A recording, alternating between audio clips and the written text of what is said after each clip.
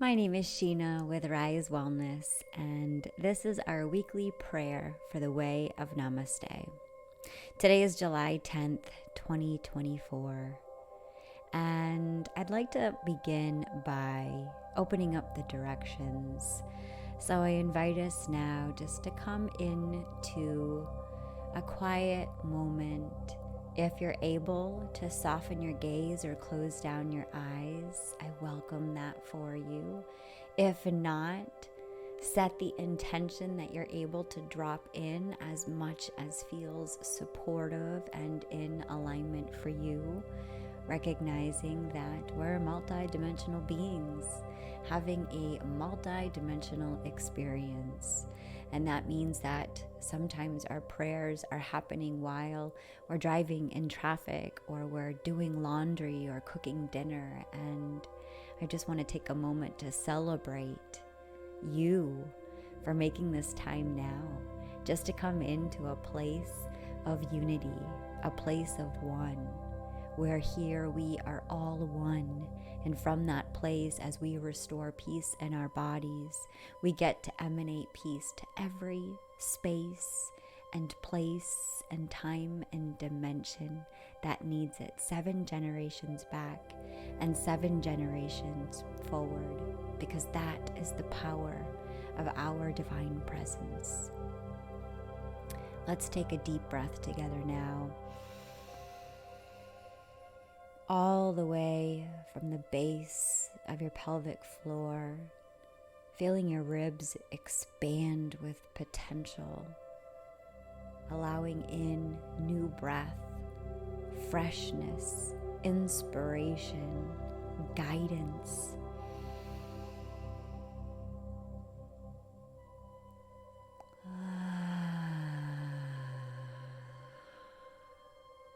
And then breathing out deeply, fully surrendering into the now, allowing something to soften. To the guardians of the gateways of the East, to the medicine of the air that breathes us, to the inspiration that fuels us with the spirit of the divine, we call you into this moment, into this ceremony, into this life now. To Archangel Raphael, to the green light ray, patron of healing, to all our healing angels, we thank you for your wisdom, your medicine, your guidance. Aho.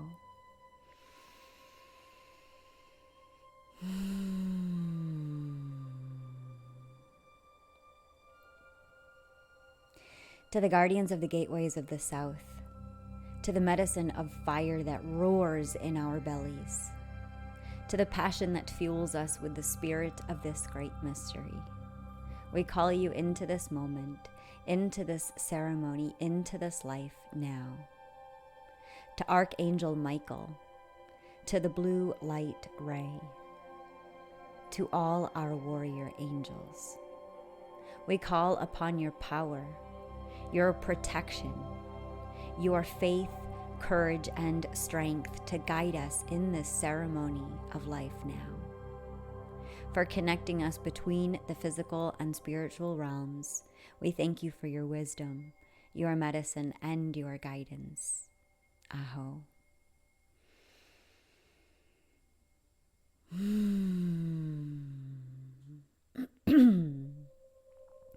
To the guardians of the gateways of the West, to the medicine of water, to the deep intuitive memory that flows through our emotional bodies, connecting us with the spirit of the divine.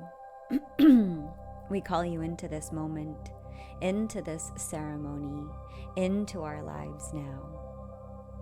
To Archangel Gabriel, to the white light ray, to all our messenger angels, patrons of communication, we call upon your purity, harmony, and sacredness to guide us on our journey.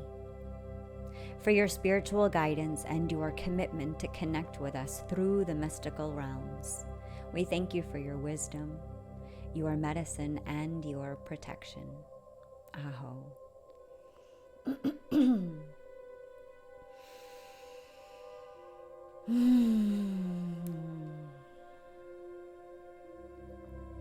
To the guardians of the north, to the medicine of earth, of Pachamama, to this physical reality, and to our sacred connection with our physical bodies that connect us with the spirit of the divine.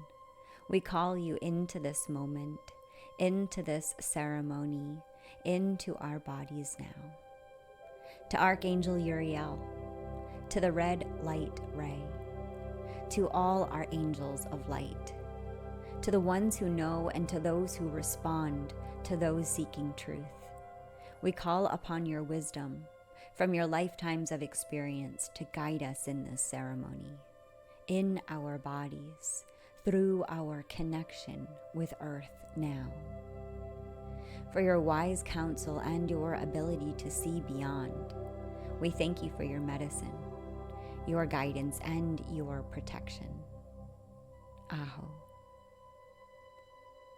To the guardians of the above, to Archangel Metatron, to all our star nations, to our galactic brothers and sisters who connect us with our Starseed soul family, we call you into this moment, into this ceremony, into this life now. For your heavenly wisdom, we thank you for your medicine, for your love, and for your protection. Aho.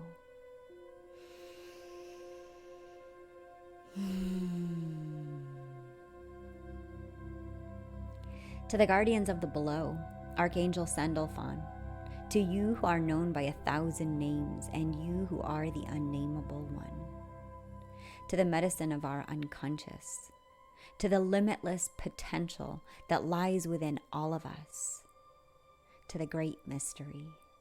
We call you into this moment, into this ceremony, into our life now.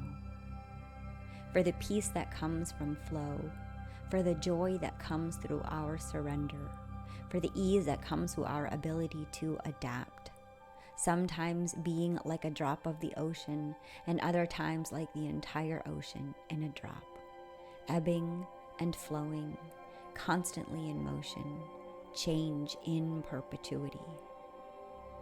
And now,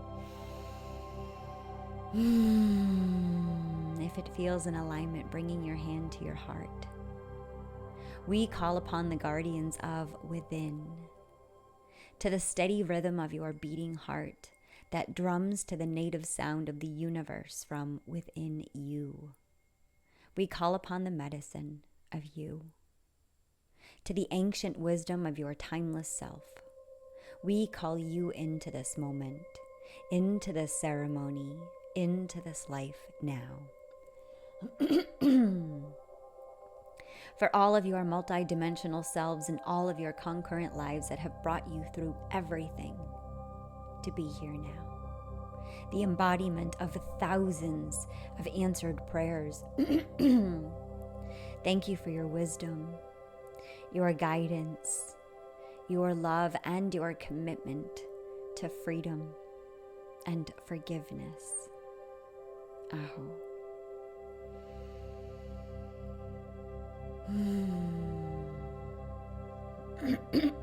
So much clearing. Release, release, release. And now, with our directions open, I invite you to call in any other guides, celestial beings, ascended masters, ancestors, multidimensional animals, or spirit totems, anything that you would like to have with you as you embark on this journey of life today.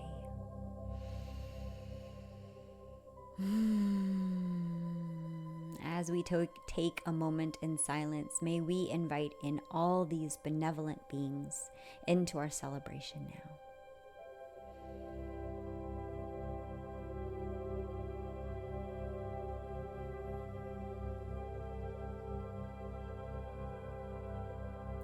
And now, with all of our angels and guides present with us throughout all time, space, and dimensions, I invite us to tune in to our intentions now, setting our intentions for the highest and greatest good for all. And breathing ourselves hear our reclamation. And now we'll claim into our sacred space our second intention.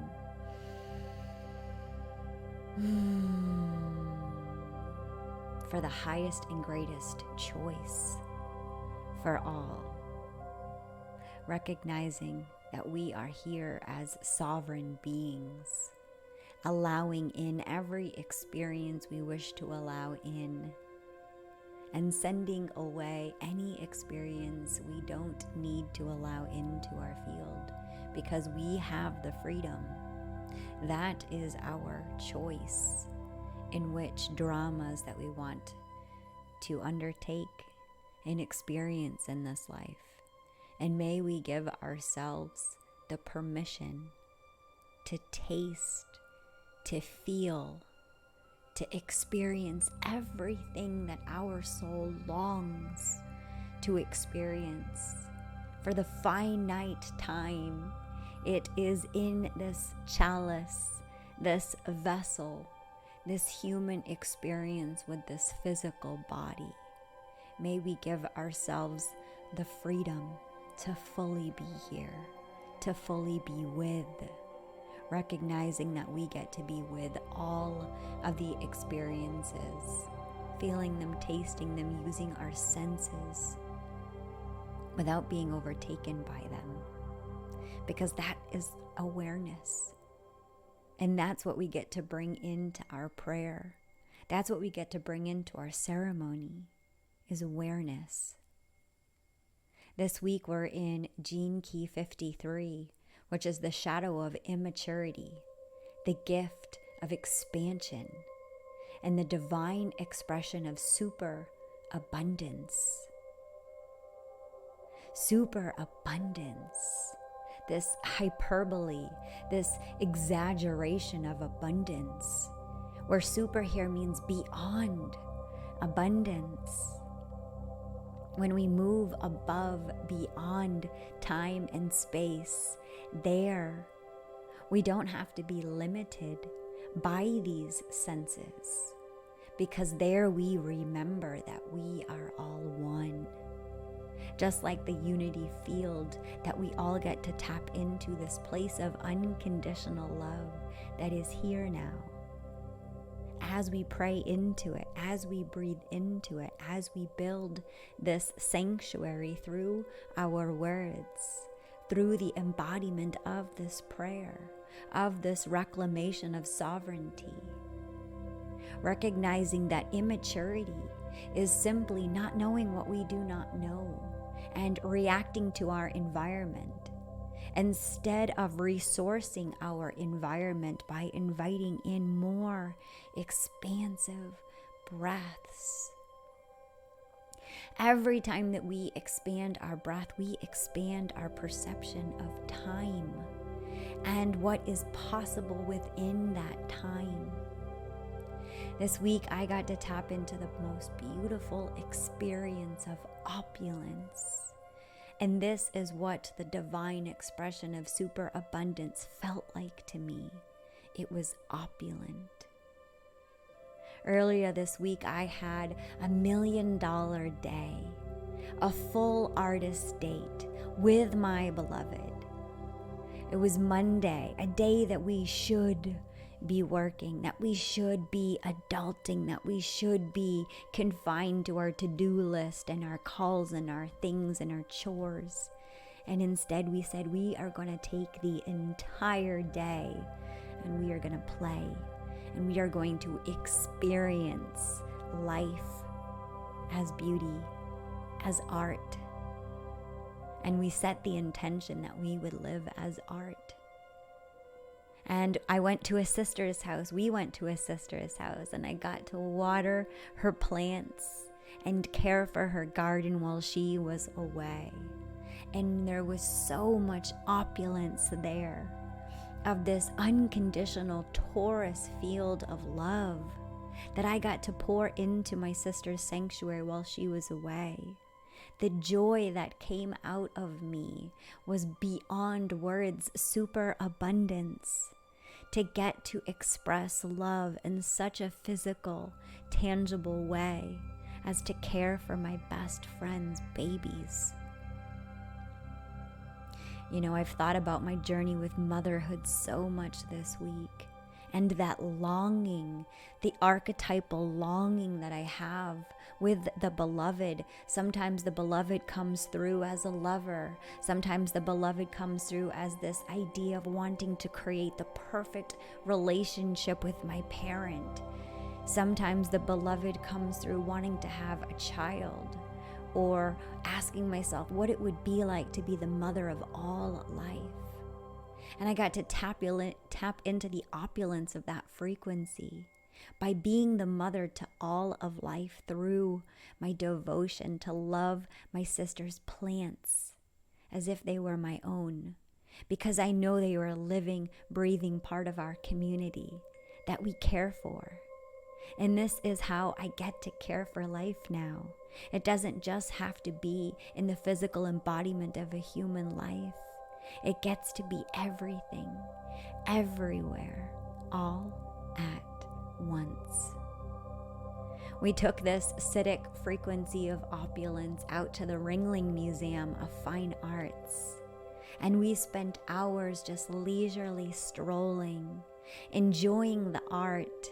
Two artists just finding themselves melting into the stories of the paintings, feeling, experiencing, embodying the essence of what it was like to live in that time. I was particularly struck by all the images of the goddess basking out, her titties out in the sunshine, just relishing the day, making love with the grass, with the quality of the time, by resting, by being draped in beautiful, luxurious fabrics, sometimes surrounded by juicy, rich fruit, sometimes surrounded by children, angels. Such a clean, beautiful illustration of heaven on earth.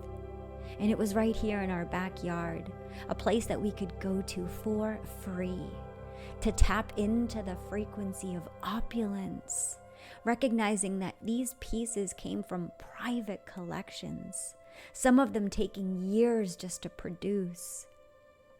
The amount of craftsmanship that went into the handmade work of art that is art. And I was just struck by the stories, just so immersed in the experiences, feeling myself weaving through my empathic nature, becoming one with the different pieces of art on the wall, while simultaneously being the critic, having my own opinion of how I would change it, how I would like to see it differently. Especially when I saw so many images of the frail and weak depiction of Yeshua, the most weak stage of the man's life, all strewn throughout this place. And I got to see it with new awareness, an expanded perspective, the gift that comes from maturity, the gift that happens over time. And there was one particular piece of art that really struck me and really moved me. And it was a piece representing Abraham and Melchizedek. And they were making eyes with one another, foretelling the Eucharist, exchanging bread and wine. And as they locked eyes, I could feel my body overcome with the chill, with the acknowledgement, with the somatic cellular experience in my body of myself experiencing forgiveness. Recognizing that this painting was giving me a crossroads. It was giving me an opportunity to look back at an old story, of an old archetype, of a person I used to be, of a way that I used to operate. You see, I used to be married to a man named Abraham. And this Salem native Melchizedek had offered bread and wine to Abraham for reconciliation, for forgiveness, as an act of peace, as an offering of love. And as I watched that painting come to life through my experience, I felt myself doing the same for my ex-husband, for the beloved, as he had now returned to become again. And I didn't have to shame myself for the experiencing of tapping into the inner reservoir of love for someone that I had once loved, because I remembered that love is who I am. It's all that I be. And where there was great suffering, there was also great love. And I had a long roller coaster of experiencing a lot of sorrow from that divorce, because there was a lot of abuse in that marriage. And Abraham treated me unkindly and did things that were unjust. And in that moment, it didn't matter anymore, because divine justice had led me to my own experience of peace from within. And when I had had that experience of a sacred union from within me, in accepting of what just is, I could let go, and I could let Goddess find a better, more suitable lover, more suitable partner, more suitable best friend and companion for life for me. And because I had the experience of Abraham, I got to learn exactly what I would and would not dream for and manifest in my beloved. And I manifested the partner that I have now. And I have no doubt that Abraham, in one way or another, brought him to me.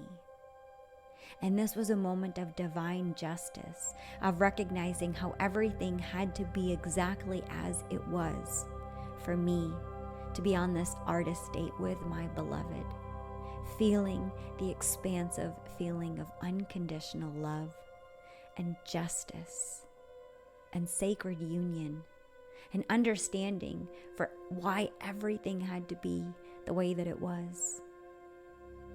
And I tapped back into the essence of opulence, because opulence for me right now feels like the beloved is in everything, as though life itself has become a tantric experience of recognizing that the universe wants to share love with me in all the ways. And who am I to deny myself that experience? Recognizing that love can come in so many forms. It's me that can get in the way. It's me that can fall into the shadow of immaturity, to feel like I'm not worth it, to feel like I would be better off with an emotionally unavailable partner that abuses me, because that would try to fix the relationships that I had with my parents. But that's not who I am now. Once I have actually healed from those relationship traumas, I could see I don't want to relive my childhood suffering. I'm not here to rescue and problem solve and fix. When love stands right before me, love meets me every morning, every afternoon, and every evening, and I don't have to question it with my beloved now like I had to in the past. It is certain and steady, with a rhythm like nature. This is superabundance to me now, is feeling love through friendship, through partnership, through the beloved in all the ways that she comes through.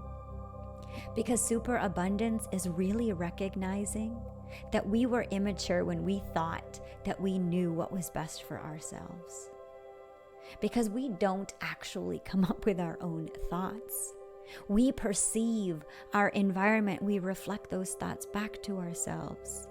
And when we are operating with unhealed shadows, we will continue to search for unhealed partners in order to cycle through those experiences again, in order to heal those wounds. But we get to do it a different way now. We get to be the mature parent and parent ourselves. We get to take deep breaths. We get to slow down. Let's take a deep breath now together.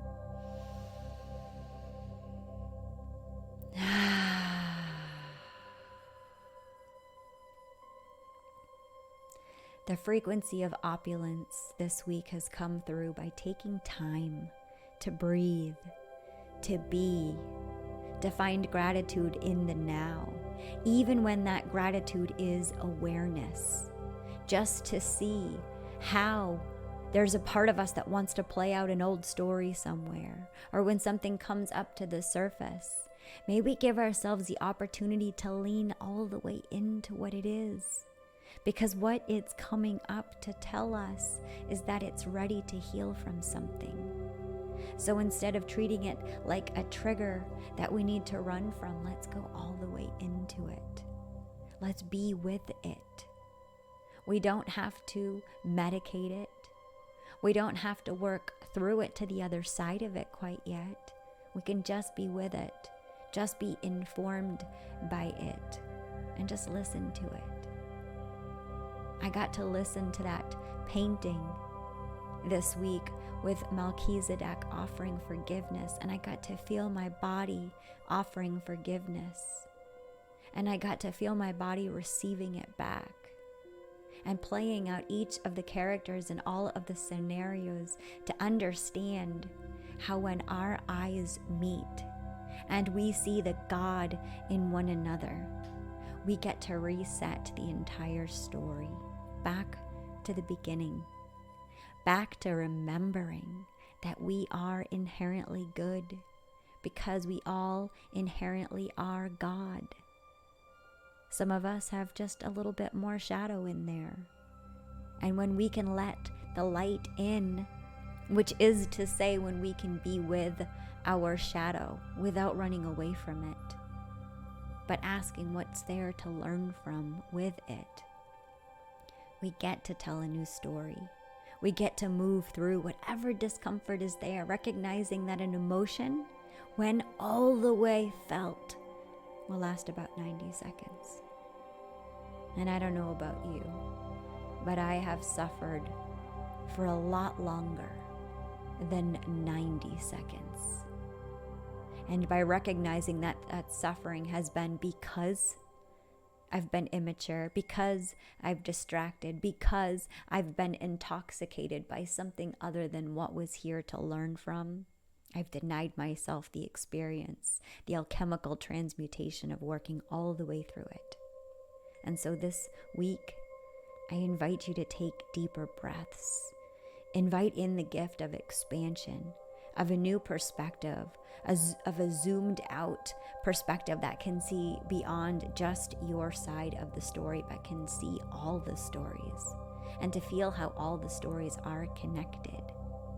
When we can see the God in one another, we can remove all the veils, all the obstacles that keep us thinking that we are separate from one another, and we can remember again and awaken to the light of our true nature, recognizing we are light, we are love, and we are super abundant, and our physical experience with these sweet little senses can't even possibly digest what super abundant actually is.